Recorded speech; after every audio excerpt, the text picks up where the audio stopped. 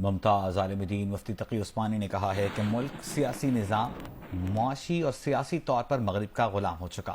فی الحال آزادی کی سیاسی تحریک کامیاب نہیں ہو سکتی۔ موجودہ حالات میں اسلام کا نظام لانا بھی مشکل نظر آتا ہے۔ انہوں نے کہا کہ الیکشن پر الیکشن ہوتا ہے، دھاندلی کا نعرہ لگتا ہے اور پھر نئے الیکشن کی بات کی جاتی ہے۔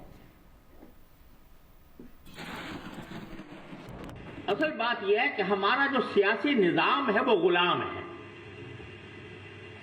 سیاسی نظام آزاد نہیں ہے۔ سیاسی نظام کیونکہ غلام ہے، لہذا کوئی ایسی تحریک جو اس کو غلامی سے نکالے، بحث کی غلامی سے نکالے اور خود مختاری عطا کرے، وہ سیاسی سطح پر کامیاب نہیں ہو رہی۔